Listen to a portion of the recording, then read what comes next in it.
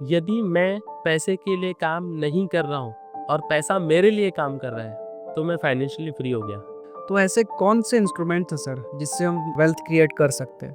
Basically ना 4 तरह के एसेट होते हैं। मुझे समझ में आया कि ये एक ऐसा प्रोडक्ट है कि मार्केट टूटेगा तभी भी आपका पैसा नहीं टूटेगा। एफडी में इन्वेस्ट करना अभी के टाइम पे क्या सही है? तो एफडी में आप कभी भी फाइनेंशियली फ्री हो ही नहीं सकते। क्या एक जॉब पर्सन भी फाइनेंशियली फ्री हो सकता है? ऐसा कोई इन्वेस्टमेंट जिसमें मैं कुछ भी नहीं जानता, एक आम आदमी इन्वेस्ट करना चाहता है, तो उसे इंडेक्स में इन्वेस्ट करना चाहिए। वॉरेन बफेट कहते हैं कि मेरे बाद मेरे जो पैसे हैं ना उसको आप इंडेक्स में पार्क कर देना। 60% म्यूचुअल फंड्स अपने बेंचमार्क इंडेक्स को भी बीट नहीं कर पाते हैं लॉन्ग रन में। कि मतलब वेल्थ भी इधर बन रहा है और आप वहाँ से पैसे निकाल सकते एग्जैक्टली, और यही फाइनेंशियल फ्रीडम है। हैं। ओके। रियल एस्टेट ना नो डाउट एक अच्छा इन्वेस्टमेंट तो है। उसके साथ प्रॉब्लम ये है कि एफएनओ फीचर एंड ऑप्शन की शुरुआत हुई थी वो अपने वेल्थ को, पोर्टफोलियो को प्रोटेक्ट करने के लिए। अब मगर आज उसके लिए लोग स्पेकुलेशन को यूज करते हैं। सर एग्जांपल के लिए मान लेते हैं कि मेरा मंथली इनकम है 30,000, तो उसको मैं कैसे डिवाइड करूँ? एस आई पी भी करूँ प्लस जो मेरे नीड्स है उसको कैसे मैनेज करूँ और इन्वेस्टमेंट उसको लॉन्ग टर्म के लिए लेके जाऊँ?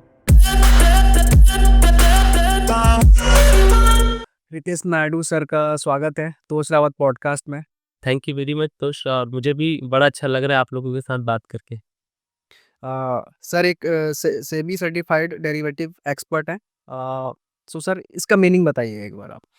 एक्चुअल में ना एक्सचेंज मतलब एनएससी और बीएससी में आप काम करने जाते हैं तो सेबी चाहता है कि वो जिसको सर्टिफाइड कर रहा है वो लोग आगे रहें। मतलब आपने कई बार सुना होगा सेबी सर्टिफाइड एडवाइज़र, सेबी बोलते हैं ना, सेबी सर्टिफाइड एडवाइज़र है, तो उनसे ही आप एडवाइस लें। वैसे डेरिवेटिव में भी NISM national institute of security market का एग्ज़ाम ऑर्गेनाइज़ करता है सेबी डेरिवेटिव का, तो उसको मैंने क्लियर किया हुआ है।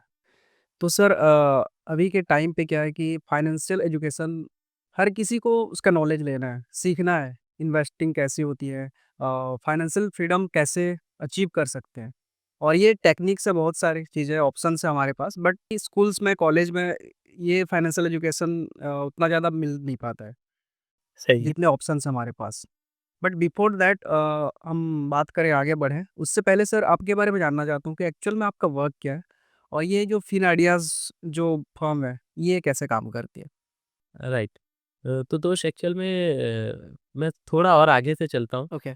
2014 में मैंने ऑप्शंस के कोर्स किए थे। ऑप्शंस के ग्रीक्स होते हैं, मतलब ऑप्शंस के कैलकुलेशन को समझने के लिए इसको ग्रीक्स को पढ़ना होता है। हुँ। तो 2014 में मैंने पहली बार ऑप्शन ग्रीक्स का कोर्स किया, और उस समय ऑप्शन ग्रीक का जब मैंने कोर्स किया तो फिन आइडियाज़ के थ्रू ही मैंने किया। तो उस समय से मैं फिन आइडियाज़ को जानता हूँ। और कोविड के जस्ट पहले फिन आइडियाज़ का एक प्रोडक्ट है इंडेक्स लॉन्ग टर्म स्ट्रेटजी। जब मुझे उसके बारे में पता चला तो मुझे समझ में आया कि ये एक ऐसा प्रोडक्ट है कि मार्केट टूटेगा तभी भी आपका पैसा नहीं टूटेगा। ओके। राइट। तो ये बात मुझे बड़ी अच्छी लगी, और चूंकि डेरिवेटिव का नॉलेज था तो मुझे ये चीज़ बड़ी इंटरेस्टिंग भी लगी। जब मैं इसके डेप्थ में गया तो मुझे समझ में आया कि ये ऐसा प्रोडक्ट है जिसके माध्यम से हम लोगों को फाइनेंशियली फ्री किया कर सकते हैं। तो फिन आइडियाज़ के बारे में आपको बात कहूँ तो फिन आइडियाज़ एक सेबी रजिस्टर्ड फर्म है। 2002 सूरत गुजरात से कंपनी की शुरुआत हुई। गोविंद जावर और उदित तलात दोस्त हैं, फाउंडर हैं उनके, दोनों सीए हैं। और आज इंडिया में 32 सिटीज़ में और इंडिया से बाहर 8 कंट्री में, मतलब ग्लोबली 9 कंट्रीज़ में आज हम काम कर रहे हैं। और 75 मेंबर्स, एक्सचेंज के 75 मेंबर्स को हम के साथ हम डील करते हैं, और 700 से ज़्यादा एचएनआईज़ को अभी तक हम सर्व कर चुके हैं। और ट्रेनिंग की बात करें तो 90,000 से ज़्यादा लोगों को हम अभी तक ऑप्शंस के लिए ट्रेन कर सकते हैं। डेरिवेटिव मार्केट में हम लोगों ने अभी तक उन लोगों को ट्रेन किया हुआ है। ये हो गई फिन आइडियाज़ की बात। ओके। अब जब फिन आइडियाज़ को मैंने देखा, जो मुझे समझ में आया कि ये प्रोडक्ट तो बहुत बढ़िया है, तब मेरे ज़हन में बात आई कि क्यों ना इसे ज़्यादा से ज़्यादा लोगों तक पहुँचाया जाए। और उस समय टीम फिन सेवियर की शुरुआत हम लोगों ने की। ऑलमोस्ट 2 साल पहले हम लोगों ने टीम फिन सेवियर की शुरुआत की थी, और फिर उसके बाद जर्नी शुरू हुई। Great sir. फाइनेंशियल फ्रीडम की बातें बहुत होती है सर, सबको चाहिए। और कभी सारे मिसकंसेप्शन है इसके बारे में और लोगों को शायद सही नॉलेज नहीं है। बट क्या सही में सर हम फाइनेंशियली फ्री हो सकते हैं? डेफ़िनिटली फाइनेंशियली फ्री हो सकते हैं। और तो इस कुछ समय पहले ना मेरे भी ज़हन में बात रहती थी कि सच में क्या फाइनेंशियल फ्रीडम हो सकते हैं? बिकॉज़ कई बार आप देखते हैं कि गोवा में कुछ मतलब बाहर के लोग आए हैं और वो घूम रहे हैं, घर कब जाते हैं, पैसे कैसे कमा रहे हैं? वो लोग शायद फाइनेंशियली फ्री होंगे ऐसा समझ में आता था। क्या हम भी फाइनेंशियली फ्री हो सकते हैं? हो सकते हैं। अच्छा, फाइनेंशियल फ्रीडम की बात जब आपने की तो एक छोटी-सी बात आपको शेयर करना चाहता हूँ कि टीम फिन सेवियर की शुरुआत करने के पीछे का बड़ा कारण ये था कि जब ये प्रोडक्ट है आईएलटीएस, तो इससे क्या सारे लोग फाइनेंशियली फ्री हो सकते हैं ये सोच के हम लोगों ने शुरू किया था। और पहले साल में हम लोगों ने लगभग 1 करोड़ का एयूए लगभग किया और अभी सितंबर में हम लोगों ने 10 करोड़ का एयूए कंप्लीट किया। मार्च 2028 तक हम लोग टीम फिन सेवियर के माध्यम से 5000 करोड़ का एयूए कंप्लीट करेंगे। ये क्या है? मतलब इतने लोग जो है वो फाइनेंशियली फ्री हो जाएँगे, ऐसा हम लोगों का प्लान है। अब फाइनेंशियल फ्रीडम जैसे आपने पूछा कि फाइनेंशियली फ्री हो सकते हैं क्या? डेफ़िनेटली हो सकते हैं, मगर उसके लिए हमको ये जानना ज़रूरी है कि फाइनेंशियल फ्रीडम है क्या? फाइनेंशियली फ्रीडम अचीव कैसे करते हैं? उससे पहले फाइनेंशियल फ्रीडम होता क्या है? एकदम आसान भाषा में, यदि मैं पैसे के लिए काम नहीं कर रहा हूँ और पैसा मेरे लिए काम कर रहा है, तो मैं फाइनेंशियली फ्री हो गया। इसको थोड़ा और आसान भाषा में समझते हैं। मान लीजिए मेरे महीने का एक्सपेंसेस खर्चा जो है वो 50,000 है और वो 50,000 रुपए किसी एसेट के माध्यम से आता रहे। उसके बावजूद मेरे 50,000 निकालने के बावजूद भी वो एसेट महँगाई की दर से ज़्यादा बढ़ता रहे, तो मैं फाइनेंशियली फ्री हो जाऊँगा। और यही एक आसान तरीका है समझने का कि फाइनेंशियल फ्रीडम हम कैसे अचीव कर सकते हैं। तो ये कैसे पॉसिबल है सर? मतलब एक होता है सर कि अगर आप फाइनेंशियली फ्रीडम चाहते हैं, एक होता है बिज़नेस, ओके? सेकंड होता है इन्वेस्टमेंट। बट बिज़नेस में ऐसा है सर कि वहाँ ऊपर-नीचे होते रहते हैं चीज़ें, ओके? तो सेकंड क्योंकि जो मेजॉरिटी ऑफ लोग हैं जॉब करते हैं लोग बहुत बहुत से लोग, तो वो क्या एक जॉब पर्सन भी फाइनेंशियली फ्री हो सकता है? एग्ज़ैक्टली हो सकता है। जॉब पर्सन भी फाइनेंशियली फ्री हो सकता है, बस उसे उस तरह की प्लानिंग करनी होगी, राइट? और उससे पहले ना ये समझना होगा कि फाइनेंशियल फ्रीडम में एसेट बेसिकली ना 4 तरह के एसेट होते हैं। एक होता है रियल एस्टेट एसेट, दूसरा होता है बिज़नेस एसेट, ठीक है? तीसरा होता है आपका कमोडिटी एसेट। कमोडिटी एसेट मतलब गोल्ड, सिल्वर, मतलब या मैं ऐसे कहूँ कि जो एसेट गॉड ने क्रिएट किया है, वो कमोडिटी एसेट्स है। और चौथा जो होता है वो होता है पेपर एसेट्स। तो जब भी हम चाहे मैं जॉब कर रहा हूँ या कुछ भी कर रहा हूँ, तो मुझे ये समझना होगा कि इस 4 तरह के एसेट्स होते हैं, अगर मैं इसमें जाऊँगा तो मैं धीरे-धीरे करके फाइनेंशियली फ्री हो सकता हूँ, राइट? तो ऐसे कौन से इंस्ट्रूमेंट हैं सर, जिससे हम वेल्थ क्रिएट कर सकते हैं? अभी जैसे ये 4 तो है, मगर वेल्थ क्रिएशन के लिए अब सबसे इम्पोर्टेंट ये है ना कि जैसे अभी सबसे फास्ट ग्रो करने वाला एसेट क्लास है वो है पेपर एसेट, जिसमें इक्विटी, बॉन्ड्स ये सारे कुछ आते हैं। तो मुझे ऐसा लगता है कि पेपर एसेट जो है वो सबसे मतलब उस चीज़ को लोग ज़्यादा अच्छे से समझ नहीं पाते। ज़्यादातर लोग रियल एस्टेट में इन्वेस्टमेंट को अच्छा मानते हैं और वो अच्छा है भी, उसमें कोई दो मत नहीं। मगर अगर एक कॉमन व्यक्ति, अगर आप मुझसे ये कहें कि सर ऐसा कोई इन्वेस्टमेंट जिसमें मैं कुछ भी नहीं जानता, एक आम आदमी इन्वेस्ट करना चाहता है, तो उसे इंडेक्स में इन्वेस्ट करना चाहिए। तो इंडेक्स में इन्वेस्टमेंट करने का मतलब क्या है? इंडेक्स, एक बार पहले इंडेक्स को समझ लेते हैं, इंडेक्स होता क्या है? इंडेक्स मतलब कैसा है कि जैसे बैंक, कुछ बैंक्स को मिला के बैंक का बैंक निफ्टी बनता है। वैसे ही सेंसेक्स है, बीस बॉम्बे स्टॉक एक्सचेंज का एक इंडेक्स है जिसे हम ये सेंसेक्स कहते हैं। वैसे ही एनएससी का, नेशनल स्टॉक एक्सचेंज का एक इंडेक्स है जिसे हम निफ्टी 50 कहते हैं। जब आपको कुछ भी समझना है तो चुपचाप निफ्टी 50 मतलब निफ्टी इंडेक्स में इन्वेस्ट कर देना चाहिए। बिकॉज़ निफ्टी इंडेक्स की खास बात ये है कि वो भारत की टॉप 50 कंपनी है। जो अच्छा परफ़ॉर्म नहीं करती वो 51 में आ जाएगी और 51 की कंपनी 50 में चली जाएगी और इसी तरह से चलता रहेगा। और इससे मज़ेदार बात ये है दोस्त कि आज से कुछ साल पहले मेरे पिताजी ने निफ्टी खरीदा होता, तो उस समय की टॉप 50 कंपनी उनको मिलती। आज जब वो टॉप 50 कंपनी मतलब वो निफ्टी मेरे पास आया, तो आज की जो टॉप 50 कंपनियाँ हैं वो मुझे मिल गई, जिसमें टाटा, रिलायंस है। मगर आज से 30 साल बाद जब यही निफ्टी मैं अपनी बेटी को दूँगा, तो ज़रूरी नहीं कि टाटा या रिलायंस नंबर 1 हो या ना हो, मगर उस समय की जो टॉप 50 कंपनी होगी वो उसको मिल जाएगी। तो ये निफ्टी की खास बात है, इसलिए आप बिना सोचे समझे, बिना टेंशन लिए निफ्टी 20 है उसमें इन्वेस्ट कर सकते हैं आसानी से। मतलब जो निफ्टी है सर, मान लो 50 कंपनी है, कोई एक कंपनी 51 में 52nd में आ जाती है, तो जो इन्वेस्टमेंट है वो टॉप 50 कंपनीज पे ही लगेगी। Exactly, okay, okay. Free float market capitalisation के ऊपर भी ये काम करता है। तो वो इस तरह से उसको बनाया गया है कि जो उसके क्राइटेरिया के बाहर हुआ, वो 51 में आ जाएगा। तो ऑटोमेटिक वो 49 हुआ। इसका मतलब ये है कि 51 में नंबर पे जो था वो 50 पे चला गया। तो वो ऑटोमेटिक चलता रहेगा। और सबसे मज़ेदार बात है, आपको पता है म्यूचुअल फंड में हम एक फंड मैनेजर जो है, उसी काम को करने का बड़ा पैसा लेता है। मगर नेशनल स्टॉक एक्सचेंज ने इस तरह से उस मैकेनिज़्म को बनाया है कि बहुत बहुत ही कम कॉस्ट में आप निफ्टी को लेते हैं और ये पूरा सब कुछ चलते रहता है। और इसीलिए वॉरेन बफेट कहते हैं कि मेरे बाद मेरे जो पैसे हैं ना उसको आप इंडेक्स में पार्क कर देना। क्योंकि उसको पता है कि इंडेक्स जो है वो ऑल टुगेदर बढ़िया रिटर्न जनरेट करता रहेगा। और आपको एक एक अच्छी बात बताना चाहता हूँ कि 60% म्यूचुअल फंड्स अपने बेंचमार्क इंडेक्स को भी बीट नहीं कर पाते हैं लॉन्ग रन में। ओह!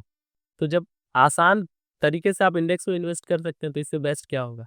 तो बेस्ट है, मतलब एक कॉमन व्यक्ति के लिए इंडेक्स में इन्वेस्ट करना दैट इज़ ग्रेट। अगर आपको ज़्यादा दिमाग लगाना नहीं है, ज़्यादा मेहनत नहीं करना है, तो आप निफ्टी 50 में पैसे डाल दो। एग्ज़ैक्टली। वहाँ से ग्रेट मतलब अच्छा इन्वेस्टमेंट आपका आराम से रिटर्न आ किया जा जाएगा। सकता है, ओके। एग्ज़ैक्टली। सर एक्चुअली होता है क्या है कि मिडिल क्लास फैमिलीज़ में अब थोड़ा-सा वो अवेयरनेस आ गया है। हम जैसे यंगस्टर्स हैं जो कमाने लग गए हैं। हमको पता है कि थोड़ा-सा रिस्क लेते हैं या फिर म्यूचुअल फंड में डालते हैं पैसे या स्टॉक्स खरीदते हैं।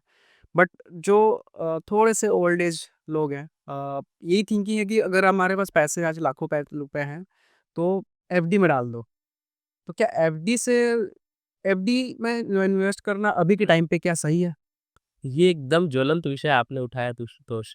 ज़्यादातर लोगों को लगता है कि हम जब बड़ा पैसा पार्क करते हैं, तो हम एकदम सुरक्षित इन्वेस्टमेंट करें और ये गलत भी नहीं है।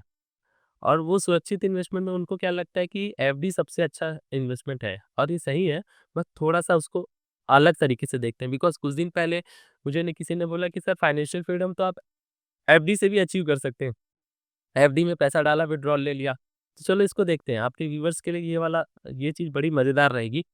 सपोज़ किसी एक व्यक्ति ने 1 करोड़ रुपए एफडी कर दिया और उस एफडी से वो 6% साल का विथड्रॉल लेता है, यानी कि महीने का 0.5%, मतलब 1 करोड़ का 0.5% मतलब 50,000 महीने का। ओके। सर वो 1 करोड़ में से 50,000 महीने का विथड्रॉल ले रहा है और उससे उसका घर चल रहा है। मतलब उसको लगता है कि 50,000 मेरी ज़रूरत है, वो आसानी से पूरी हो रही है। अगर ये इन्फ्लेशन ऐसा ही चलता रहा, महँगाई इसी दर से बढ़ती रही, तो लगभग 11 साल बाद वो डबल हो जाएगा, महँगाई डबल हो जाएगी। मतलब जितने खर्चे, मतलब जो चीज़ आपको चाहिए उसके लिए 50,000 आपके लिए आज सफिशिएंट है, उसके लिए उस समय 1 लाख रुपए सफिशिएंट होंगे। तो आप 11 साल बाद उसी बैंक के पास जाएँगे कि सर अब मुझे तो 1 लाख रुपए चाहिए बिकॉज़ 50,000 में मेरा घर तो चल नहीं रहा है। तो वो बैंक वाला क्या बोलने वाला है, सर हमारी बात 50,000 की हुई थी, मगर अब आपको ज़रूरत तो 1 लाख की ही है। तब आप क्या करेंगे, 50,000 विथड्रॉल तो ले रहे हैं, उसके अलावा 50,000 रुपए और आप अपने 1 करोड़ से विथड्रॉल लेंगे और यहाँ पे ही चीज़ें बिगड़ जाती हैं। और उसके बाद जो है वो फाइनेंशियल फ्रीडम का जो पूरा आपके दिमाग में था, वो सब खत्म हो जाता है। तो एफडी में आप कभी भी फाइनेंशियली फ्री हो ही नहीं सकते।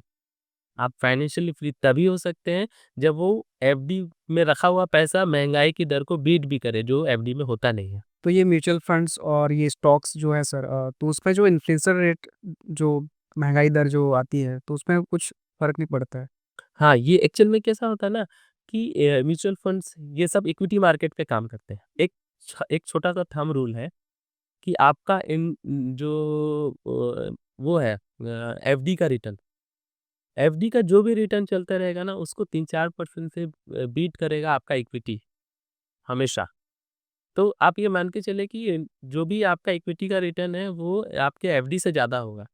मगर आपको ये ख्याल रखना है कि आपका जो इन्वेस्टमेंट है इक्विटी मार्केट में, बिकॉज़ वो हाई रिस्क के साथ हाई रिटर्न जनरेट कर रहा है, तो आपको हमेशा वो इन्वेस्टमेंट कैलकुलेटेड रिस्क के साथ करें, तो वो एक अच्छा प्लान हो सकता है फ्यूचर के लिए।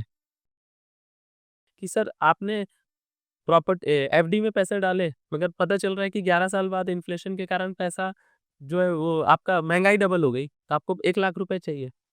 1 मिनट के लिए सोचिए कि आपने वही 1 करोड़ रुपए ऐसे इंस्ट्रूमेंट में डाला डाला होता जो 13, 14, 15% का रिटर्न जनरेट कर रहा है। तो अगर कोई इंस्ट्रूमेंट इस तरह का है तो उसका एक छोटा-सा एग्ज़ाम्पल मैं आपको बताता हूँ। हम लोग जो लोगों को सर्विस देते हैं उसमें आज से 20 साल पहले किसी ने 1 करोड़ डाला होता, तो 1 करोड़ का 0.5% मतलब 50,000 महीने का, साल का 6 लाख रुपए, सर वो 20 साल में 1 करोड़ से ज़्यादा विथड्रॉल ले चुका है। बावजूद उसका 1 करोड़ रुपए अभी साढ़े 24 करोड़ से ज़्यादा है। ओके, मतलब वेल्थ भी इधर बन रहा है और आप वहाँ से पैसे निकाल सकते एग्ज़ैक्टली और यही फाइनेंशियल फ्रीडम है। हैं। ओके, मतलब मैं आपको छोटा-सा एग्ज़ाम्पल बताऊँ, मान लीजिए आज किसी ने 6 लाख रुपए इन्वेस्ट किया और वो 6 लाख रुपए 15% का रिटर्न जनरेट कर रहा है, तो वो 6 लाख रुपए 20 साल में 1 करोड़ हो जाएगा, राइट? और वही 6 लाख आज किसी व्यक्ति ने अपनी बेटी 6 साल की बच्ची के लिए 60 लाख का इन्वेस्टमेंट किया। वो बच्ची जब 26 साल की होगी, 20 साल बाद उसके पास में 10 करोड़ रहेगा। सर 1 मिनट के लिए सोचिए कि आज आपने अपनी बच्ची के लिए एक 60 लाख का इन्वेस्टमेंट किया तो वो 26 साल में फाइनेंशियली फ्री हो जाएगी। क्यों? क्योंकि 10 करोड़ का 0.5% विथड्रॉल लेगी ना, तो वो 5 लाख रुपए महीने का होता है और वो 10 करोड़ बढ़ता रहेगा और वो 5 लाख रुपए विथड्रॉल लेते रहेगी। तो हमारा एक डिसीजन हमारे आने वाली जनरेशन को फाइनेंशियली फ्री कर सकता है। बस सही इंस्ट्रूमेंट के साथ अगर आप जाते हैं, तो आप डेफ़िनेटली फाइनेंशियली फ्री हो सकते हैं। सर जैसे आपने बताया कि रियल एस्टेट्स है और बाकी और ये इंडेक्स है, दोनों में से फ़र्क क्या है सर? मतलब दोनों में से आपके हिसाब से किसमें अभी के टाइम पे इन्वेस्ट करना सही होगा? बहुत बढ़िया तोष। एक्चुअल में रियल एस्टेट ना नो डाउट एक अच्छा इन्वेस्टमेंट तो है, बिकॉज़ इंडिया में 50% से ज़्यादा लोग रियल एस्टेट में इन्वेस्ट करते हैं। मगर जब आप इसको थोड़ा और डेप्थ में जाके समझेंगे कि क्यों करते हैं, उसका सबसे बड़ा कारण ये है कि रियल एस्टेट जो है, वो कभी शून्य नहीं हो सकता और वो देर-सवेर पैसे देके जाने वाला है। तो जब मैं आज रियल एस्टेट में इन्वेस्टमेंट करता हूँ, तो मैं ये सोचता हूँ कि आने वाले समय में मैं अपनी बिटिया के लिए या बिटिया की शादी के लिए या बच्चे के एजुकेशन के लिए या आने वाली जनरेशन के लिए वो प्रॉपर्टी को खरीदता हूँ। तो इसकी वजह से लंबे समय में वो अच्छा रिटर्न जनरेट करके देता है। मगर अब उसके साथ में एक प्रॉब्लम क्या है? प्रॉब्लम ये है कि आपके पास 1 करोड़ रुपए है, तो 1 करोड़ की प्रॉपर्टी आप अपने भाव पे आसानी से ना खरीद सकते हैं, ना बेच सकते हैं। रियल एस्टेट के साथ में एक प्रॉब्लम ये है। दूसरा प्रॉब्लम क्या है कि मान लीजिए मेरे पास 1 करोड़ की प्रॉपर्टी है, अब मुझे ज़रूरत पड़ गई 10 लाख रुपए की, तो मैं वो 10 लाख रुपए एक बेडरूम बेच दूँगा, अलग से 10 लाख आ जाएँगे, ऐसे नहीं होने वाला।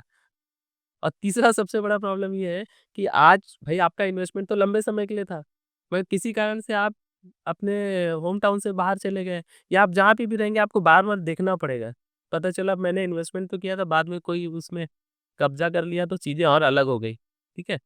मगर इंडेक्स के साथ तो मज़ेदार बात है कि ये जो प्रॉब्लम्स है ना, उसका सॉल्यूशन है इंडेक्स। कैसे? मैंने जैसे कहा कि 1 करोड़ की प्रॉपर्टी आप अपने भाव पे आसानी से ना खरीद सकते हैं, ना बेच सकते हैं। इंडेक्स आप एक 100 करोड़ रुपए भी आप एक क्लिक में पे इन और पे आउट कर सकते हैं, इतना लिक्विड है ये मार्केट। 1 करोड़ का इंडेक्स है आपके पास, आपको 10 लाख की ज़रूरत है, आप 10 लाख विथड्रॉल कर सकते हैं, वो जो है 90 लाख रुपए अपना जो है रिटर्न जनरेट करता रहेगा।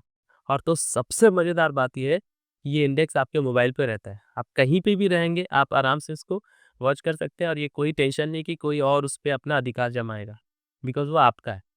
तो index no doubt real estate का और लॉन्ग रन पे आप देखेंगे तो रियल एस्टेट का जो सीएजीआर होता है वो 9-10% के आसपास होता है। मगर इंडेक्स का सीएजीआर लास्ट 20 इयर्स का लगभग 14-15% का होता है। तो आपने रिटर्न भी अच्छे जनरेट कर लिए और आपके जो उसके लिक्विडिटी और ये जो प्रॉब्लम थे उसका भी सॉल्यूशन आपने देख लिया। सर जैसे आपने बोला कि रियल एस्टेट और इंडेक्स दोनों के ही अपने-अपने फ़ायदे हैं। बट एक चीज़ सर कि इंडेक्स में वो चीज़ नहीं है जो रियल एस्टेट में है, ये मैं बोलना चाहूँगा कि अगर मुझे 10 लाख की प्रॉपर्टी है, मुझे लेनी है, तो मैं 3 लाख रुपए देकर बाकी को फाइनेंस में ले सकता हूँ। लेकिन एक 10 लाख का इंडेक्स तो मैं नहीं ले सकता।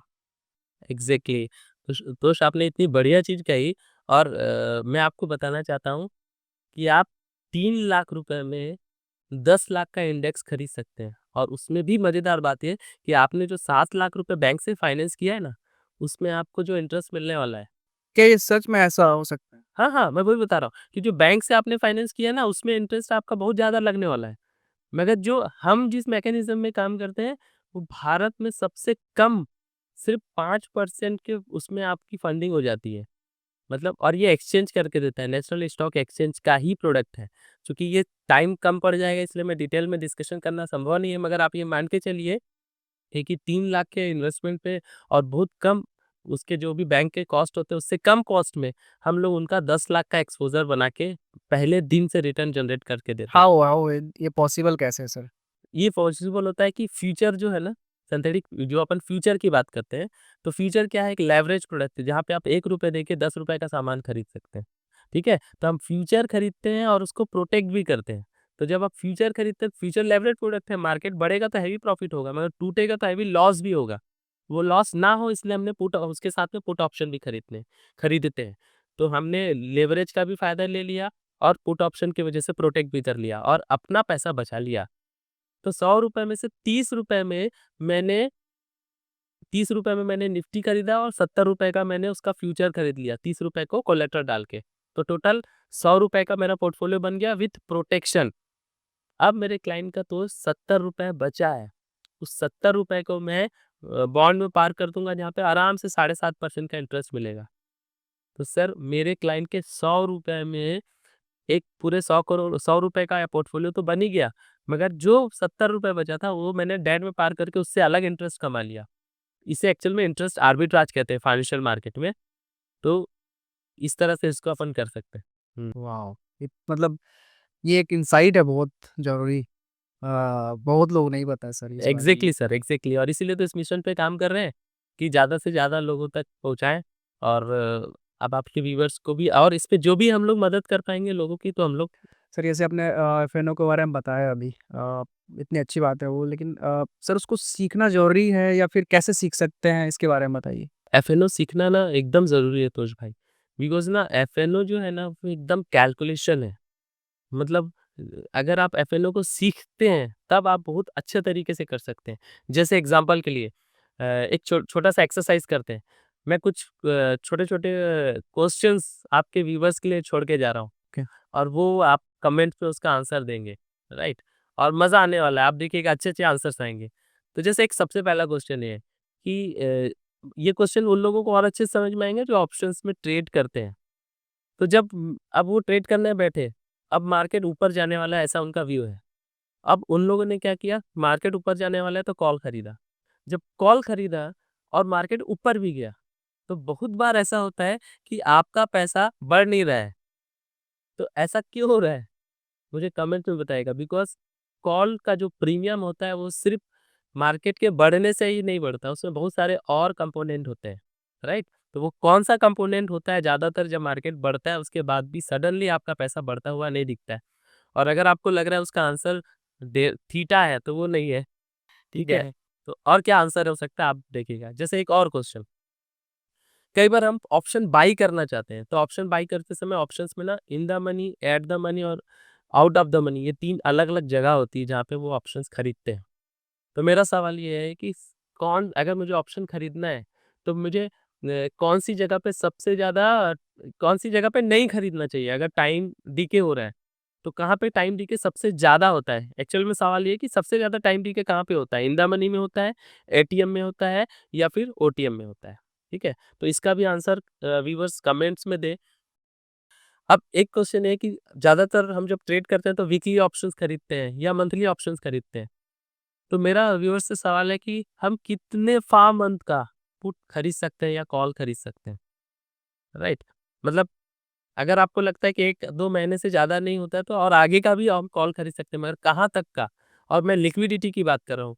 कई बार लोगों का सवाल ये आएगा कि हाँ सर, 5 मंथ का मिलेगा मगर वो लिक्विड नहीं होता है। तो लिक्विड कहाँ तक खरीद सकते हैं? तो ये कमेंट्स में ज़रूर आप बताइए।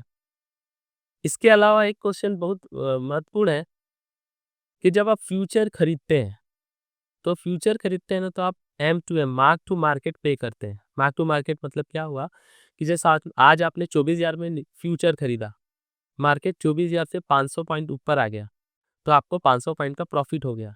तो नेक्स्ट डे आपके अकाउंट में 500 पॉइंट का जो प्रॉफिट है वो क्रेडिट हो जाएगा। मगर जब वो 24,000 का मार्केट था, आपने 24,000 में फ्यूचर खरीदा, वो 23,500 आ गया, मतलब 500 पॉइंट का लॉस हो गया। तो नेक्स्ट डे आपके अकाउंट में 500 पॉइंट का जो लॉस है वो डेबिट हो जाएगा। इसे कहते हैं M to M, mark to market. मगर ऑप्शन के थ्रू भी आप फ्यूचर खड़ा कर सकते हैं, जिसे कहते हैं सिंथेटिक फ्यूचर। और सिंथेटिक फ्यूचर खरीदने का मजेदार बात ये होता है कि आपको मार्क टू मार्केट देने को नहीं आता है, राइट? तो ये भी एक मजेदार चीज है जो ऑप्शंस में है। ऑप्शंस इतना मजेदार इंस्ट्रूमेंट है, अगर आप इसको डेप्थ में जाएंगे ना तो बहुत सारी चीजें नई नई सीखने के लिए आपको मिलने वाली है। तो ज़्यादातर जो लॉसेस होते हैं सर, वो स्पेकुलेशन की वजह से होते हैं। एग्जैक्टली मतलब मैंने कॉल खरीदा या पुट खरीदा, मुझे पता ही नहीं, मैं बस दांव लगा दिया। जैसे हम लॉटरी खरीदते हैं ना, वो वाला खेल हो गया। मैंने लॉटरी खरीद ली, अब लग गई तो लग गई, नहीं लगी तो ज्यादातर लॉटरी लगती नहीं है। अगर आप लॉटरी समझ के खरीदने वाले तो ज्यादातर लॉटरी नहीं लगती। मगर आपने कई बार सुना होगा कि जो बड़े प्लेयर हैं वो पैसे बनाते हैं अभी सेबी का भी आता है, डीमेट अकाउंट ओपन करते हैं तो 93% ऑप्शन ट्रेडर्स जो है लॉस करते हैं। हुँ। इसमें एक मजेदार चीज छुपी हुई है कि 7% लोग प्रॉफिट करते हैं। तो वो 7% तो कुछ ऐसा कर रहे हैं जो 93% नहीं कर रहे हैं। वो वही कर रहे हैं कि वो 7% लोग बिजनेस कर रहे हैं और 93% लोग स्पेकुलेशन कर रहे हैं, राइट? इसकी वजह से जो है वो दोनों में फ़र्क आता है। जैसे कि अभी एफएनओ की बात चल रही थी, तो सच में कोई एफएनओ सीखना चाहता है, स्पेकुलेशन नहीं। वो जानना चाहता है कि एफएनओ फ्यूचर एंड ऑप्शन कैसे काम करता है, तो हम उसमें भी उनकी मदद कर सकते हैं। और ख़ास उसके लिए भी हम एक लिंक आपको शेयर कर देंगे, तो आप अपने व्यूअर्स के साथ उसको शेयर कर सकते हैं। सर जैसे आपने ये हेज फंड के बारे में बात की, ये क्या होता है एक्चुअली? बेसिकली तो इंडिया में ना हेज फंड म्यूचुअल फंड में अलाउ नहीं है, तो वो एआईएफ के थ्रू होता है। व्हाट इज़ एआई मतलब अल्टरनेटिव इन्वेस्टमेंट फंड। जैसे म्यूचुअल फंड में small cap fund, large cap fund, अलग-अलग फंड्स होते हैं, वैसे एआईएफ अल्टरनेटिव इन्वेस्टमेंट फंड होता है। मगर ये अल्ट्रा एचएनआईज़ के लिए होता है। इसका ticket size, minimum ticket size जो है वो 1 करोड़ का होता है। यदि मेरे पास 1 करोड़ है तभी मैं एआईएफ में इन्वेस्ट कर सकता हूँ।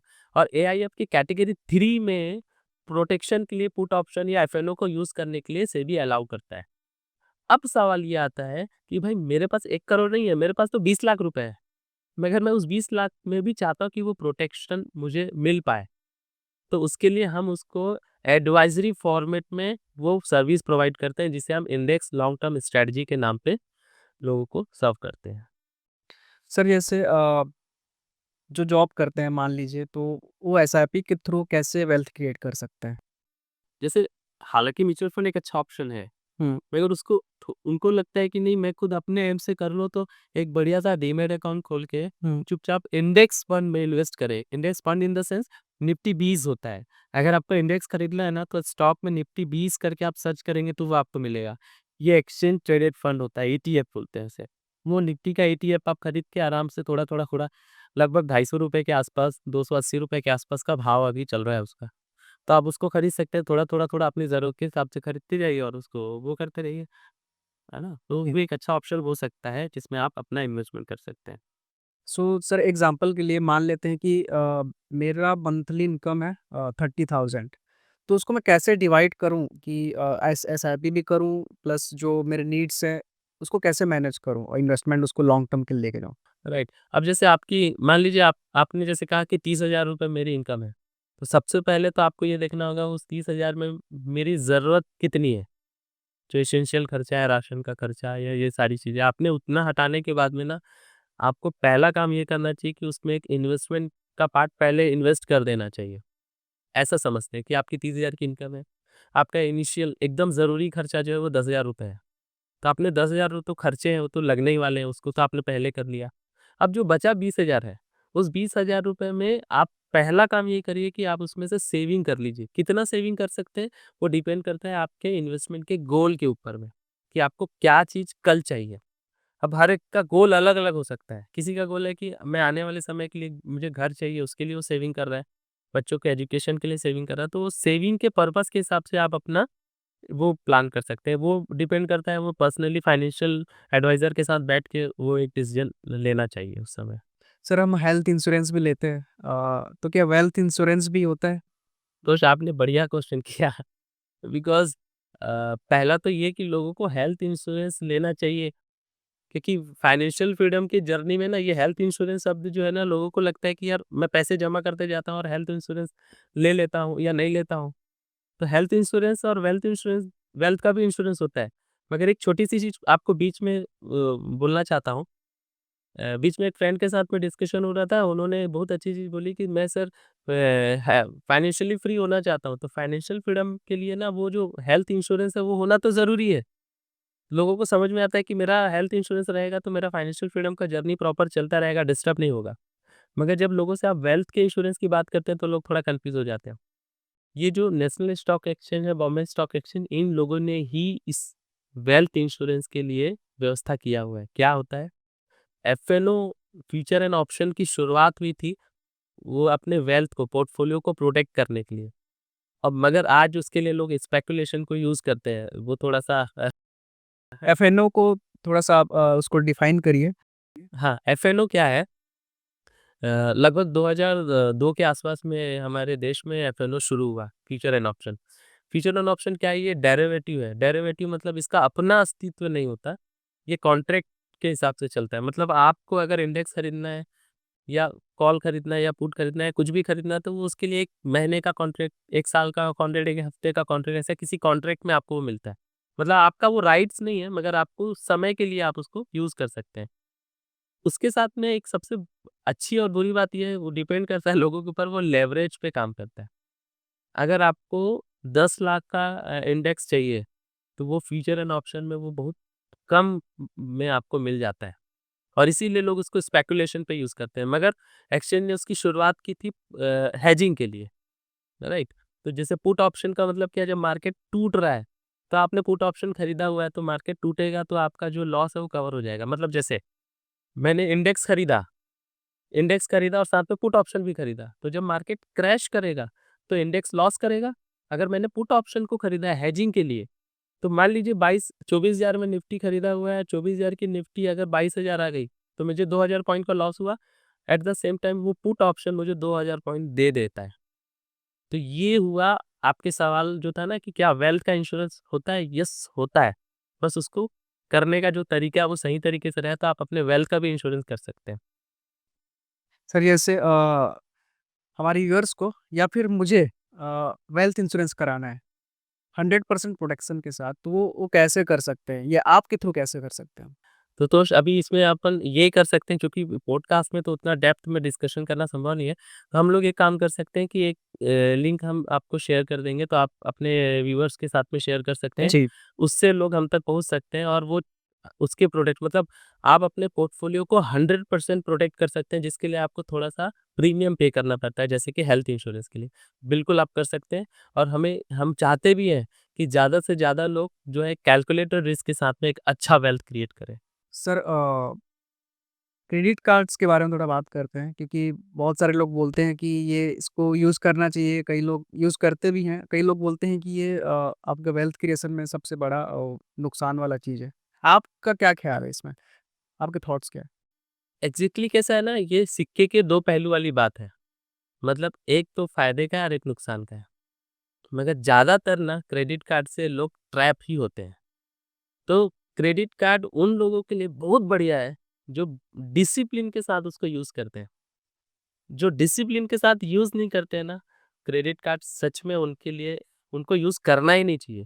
और ख़ास करके अभी जो क्रेडिट कार्ड आ गया है, जिसमें आप यूपीआई के थ्रू पेमेंट करते हैं, वो तो खतरनाक है।